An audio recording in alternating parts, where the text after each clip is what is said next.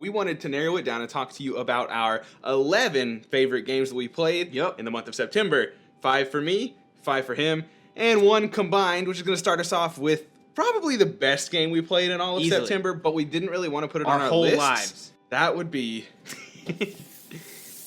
Is it a surprise to anyone at this point? Please don't kick away. We're going to talk about other games, we promise. We will. We promise. It's video for another day, but we love Root, and it has shot up our favorite games of all time. Probably we have video. played it 40 times in the past 2 months. Easily. Something like that. Easily. It's been absurd. We Maybe play more. all the time in our Discord. If you want to play Root or any other remote games in our Discord, or if you want to play Root or any other remote games, join our Discord. There's always people looking for games. Always. We have a specific channel for that, and we play Root all the time. Yes, we do. Asynchronously. But we didn't want to talk too much about this and want to jump into other games that you may not know as much about or that you might like to hear our thoughts on. So this was like a 1 first place, but here's our other actual. 10. Yeah. So 5 each. I'll start at number 5.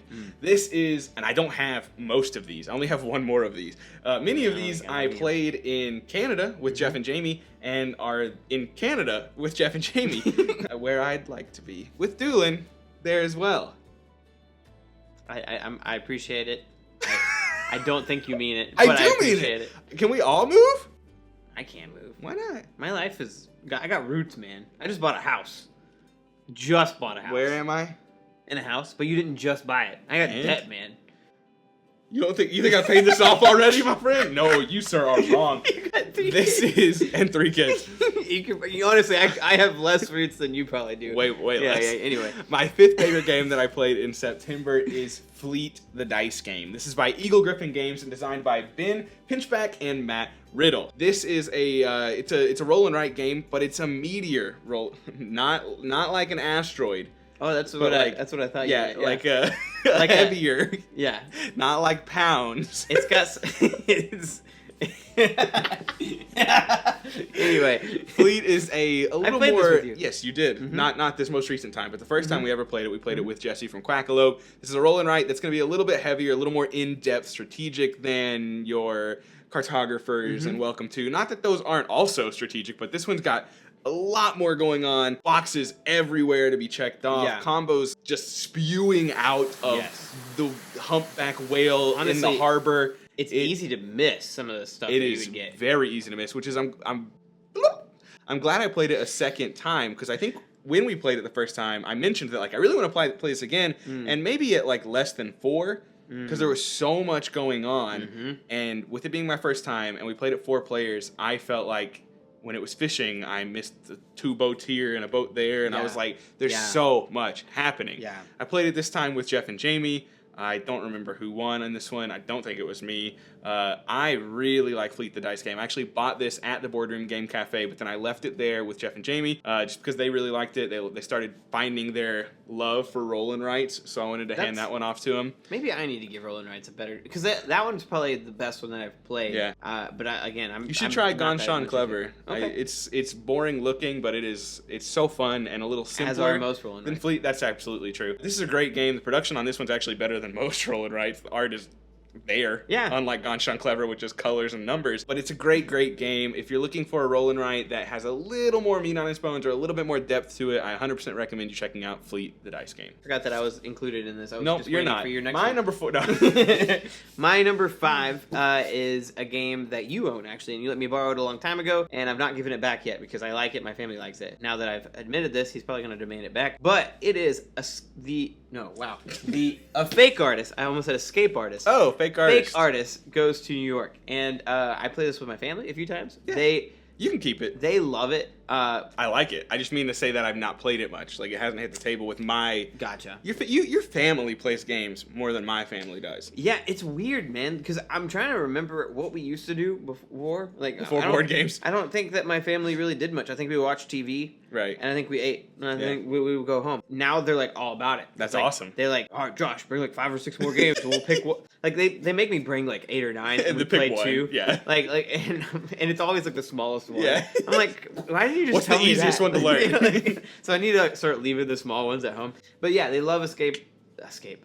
A fake artist goes to New York. Neither of us can talk tonight. No. That means it's going to be a good video. None of them are really particular about like liking artist games, like drawing games. And most of the time when I first say like, hey, there's some drawing in this, they want to avoid it. It's very different, right? Like they didn't grasp or like fall in love with Tattoo Stories like Emily had hoped because she loves that game, because there's a whole lot of behind the drawing. But this is just hilarious. A line each time. Yes. Yeah. And it's so funny. Like there was a moment where they were drawing a dolphin and I was the liar. And I could tell that it was going to be a fish. But I thought after one of them drew like a little blowhole, I was like, oh, this is a whale. Easy. So I drew a real big belly and all of them lost it. They thought it was the funniest thing, and we still have that picture. We saved it. It's in my game room now. Somebody else drew like a little tiny ship underneath of it with like people scared of it. It's the best. It was awesome. Yeah, it's a great little game. My fourth favorite game, I have 5, 4, 3, 2, 1, 0 on here because of Root messed it all up, threw a wrench in all my plans. So my fourth favorite game is actually going to be a game that I have played once before. Didn't love it and was excited to give it another chance, and that's actually going to come up again later as well. And that is New York Zoo, which is designed by it's published by Furland and designed by Uwe Rosenberg. This is a polyomino game that is reminiscent and similar to Patchwork. It's got the same kind of system where you're moving around the track and you're selecting something and then those items are past you. You can't go back to select them again. You're not able to take multiple turns in a row like you are in Patchwork. Yeah. Where like you can say, oh, you're 5 spaces ahead of me, I'm gonna move 2 and then take another one. It's still just turn by turn in this one, which I think makes it a little bit easier, but I do miss that kind of strategy behind it. I did not get with this the first time I played it. I was the person that liked it the least. I played it with my wife, my parents, they all liked it. And I was like, what am I missing? And then I played it with Jeff and Jamey while we were in Halifax, and I did while we were in PEI, and I did really enjoy it much more the second time around. Yeah. I don't know if it was just because I was more familiar with it or what, but it is a great little polyomino game. It was on my call list, and then Michelle from Second Star to the Left plugged it in our Discord. It's her favorite game, and I was like, I'm going to give it a second try before I get rid of it, and I'm happy that I did. It will be sticking around. I do really quite like this game a lot. I'm excited. I'm glad that you're keeping it because I badly want to try this. My number 4 is Die of the Dead by Radical 8 Games. This game is easily a keep for me, and lately we've been playing, like, it's a game that Emily and I have started to play a lot more. We always typically have like 2 or 3 that we latch on to because she's the type that doesn't like to learn new games every single day, which is the complete opposite of me. I love learning. Well, I don't like learning the rule book. I love discovering new games. And this one I love playing. I think it's very colorful. The uniqueness of it is really great, and we've gotten it down to where we can finish a game in like 20 to 30 minutes. Nice. Yeah, that's great. It's a solid game, a lot of strategy, and I'm really bad at it, but I love it. So it's number 4. Any game that you're bad at, I am all for. Number 3 on my list is just like New York Zoo. It's another game that I've played once before, did not like it, actively disliked it, maybe even more than New York Zoo, because New York Zoo was an okay game. SCYTHE, you gave it away. I know, we all knew, but actually, maybe you didn't. By Stonemaier Games and designed by Jamey Stegmaler is a game that I played once and actively didn't like it. I didn't grasp it. I was playing the purple faction, which I think was not a recommendation for a first time through. Didn't go well. I wasn't able to do anything, and I didn't understand it. And so maybe it's just because I'm better now in the sense that I'm more experienced and I understand things more. But I got along with SCYTHE just fine this time. I probably enjoyed it more because throughout the game, I'll explain some context here. We randomly got our factions and our faction board. Jeff got the banned combination. He got Ruspiate and the board that attaches to it that's literally banned, like by Jamey Stegmaler. Like, you're not allowed to play with those factions. We didn't know that, and I don't blame him for it. It's fine. But throughout the entire game, he was sandbagging hard. He was like, Max, I don't see how you don't win this. Like, you're going to win. What are you talking about? Scores ended. I had 44. Danielle and Jamey both tied at 47, and he had 49 with the banned faction combination and complaining all game long about how I was winning and, oh, there's no way you lose this, Max. Like, come on, Jeff. But I think that upped my enjoyment because it was just hilarious. I really liked SCYTHE, and Danielle enjoyed it quite a bit too, which I think, actually, she may have even enjoyed it more than me, which adds to my enjoyment of a game, if she's able to enjoy it as well. I think it's one that I'll have to get and play with you and see again. It's one that I had, but I culled without ever playing my copy after a first bad experience. I was about to ask, do you think that it is a game that I would enjoy? I do. Okay. I do think it's a game you enjoy. And I know it's not loved at 2, but Jeff and Jamey played it predominantly at 2 and played through all of Rise of Fenris at 2, and it is still Jeff's favorite gaming memory of all time is Rise of Fenris. So I'm very much looking forward to trying it out. But that is my number 3 Scythe. All right, my number 3. Oh man, I am excited to talk about this one. It surprisingly, I mean, what did I give above it? Oh, never mind. I'm having an issue where I have it like yours. Oh, we both. Yeah. Why didn't we just like erase? Because we're lazy. Whatever. Anyway, yeah. BOSK by Floodgate Games. Oh yeah. Yeah, this is an area control game. Probably at its simplest. It's a really great fall game. I mean, I guess technically you only play in spring and fall, but yes, all of the colors are very fall leaning. Most of the game and most of the scoring is all done in fall, and it's just a beautiful game. You get to pick your color of tree, and you get all of the trees and all the leaves, and by the end of the game, you'll have played all of them and removed all of them to score the points. It's very simple. I like when you can get in and out of a good game in a decent amount of time, and that BOSK does it really well. Yeah, BOSK was great. I'm actually having second thoughts about my listing right now, and I think I might swap my 1 and 2. Really? Yeah. I'm just thinking about it right now, looking at it. I think I'm gonna swap my 1 and 2. My number 2 game that I played in September is Fantasy Realms by WizKids Games and designed by WizKids and designed by Bruce Glassco. Did you swap them? I did. This was my number 1, and I decided to push it down to number 2 last second. I think I might know what your number 1 is. You might. I'm going to guess what it is when we get there. This is a very simple, quick to play. I don't want to say drafting. I don't even know how to describe the way it works. But you're either drawing a card from the deck or taking a card from the discard pile. And the game ends when there are 10 cards in the discard pile. At least in the game we played, which was 4 players. And so essentially, you're just trying to build combos in your hand.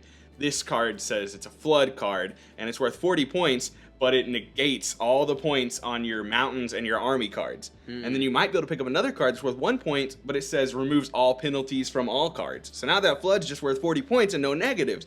You're trying to make combos, you're trying to score like buku points. There's some that if you can get a chronological order of numbers like 2, 3, 4, 5, 6, 7, 8, you score 250 points and stuff. I really liked it. It plays in 20 minutes or less. We were at the Boardroom Game Cafe and Jeff bought the only copy. I would have bought it. I would have bought it and brought it home, though I probably would have left it there anyways.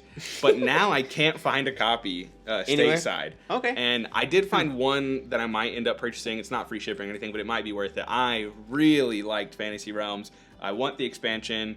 Michelle from Second Star to the Left told me about an app that makes the calculating score a whole lot easier. Like you just click what cards you have and it's like, here's what your score is. The scoring is the most difficult part in the game because there's this does this and this does this and this is worth this and they all have base values and the scoring is hard. I love it when a board game has an app to help out. It is so fun and it's so simple, and I could see this being a bedtime game like with Danielle and I that we just play once or twice before bed 5 nights a week or something like that because it's that simple, it's that easy, it doesn't take up any space at all. I really had a good time with it. So my number 2. This is the one that I was actually really excited to talk about. I got it a while ago thanks to you telling me, hey, this guy's buying or selling games, and there's a lot of games he has that are hard to find, and he was selling them for a good price. Oh, yeah. This is Fortune and Glory. Yeah, I knew where you were going with by that. Flying Frog Productions. And this is the same creator as Life's Not on Earth. You guys know how much I love that game.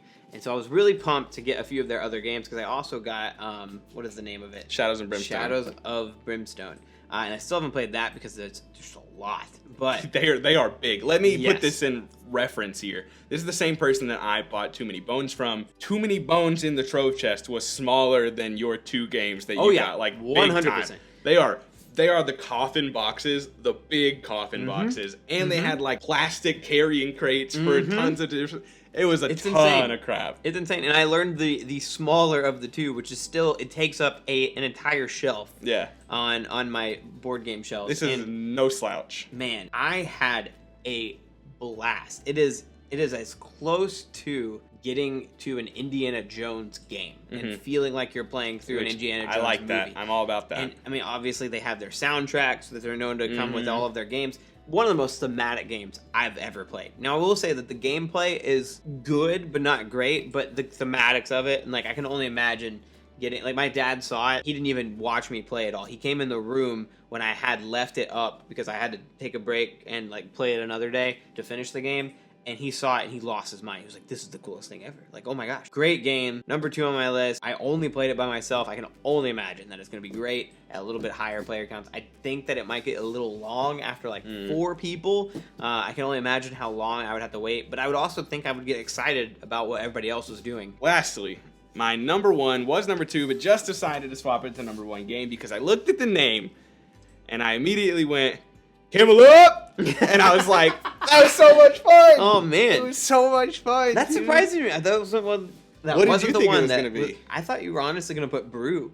On this I list. loved Brew too. And Yeah. it was in consideration for popping in to being my 5th, but I decided to put Scythe in there instead. I did love Brew, but I loved Camel Up. It was so fun. It's a game that, again, is out of print right now, or is hard to get a hold of at least, and I'm actively just awaiting it to pop back in stock at multiple locations because I want this game desperately. It is not a racing game. I mentioned it as a racing game, but it's certainly not. It's a bidding game. Oh, okay. The theme is a race. It's a race for camels, but you're not actively playing a certain person trying to win. You're not even playing cards like you are in Downforce, because Downforce is a bidding and racing game. I'm not playing a card that says, hey, move Draco. this camel forward 3 spaces. You're rolling dice and just trying to predict what they're going to do, if they're going to hop on this one, whatever. The animals are joining the celebration here. It is so fun. I had a blast. I'm certain the group, it adds a lot to how fun it was. Obviously, we were just real into it, yelling Camel Up every time.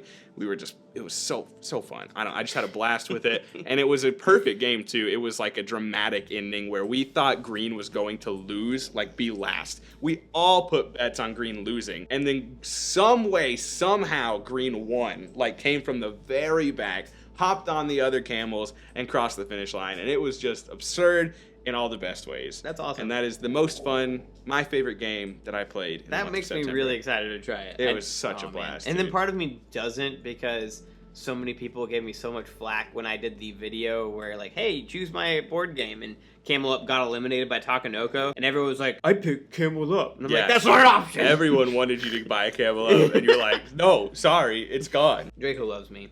My body doesn't love him, though. This all leads to my number 1. I am so pumped because I think we're actually going to play it tonight, even though you guys won't get the video. It is. You will, eventually. Eventually. It is Horrified by Prospero Hall and Ravensburger. We're not actually playing that tonight either. I know, we aren't.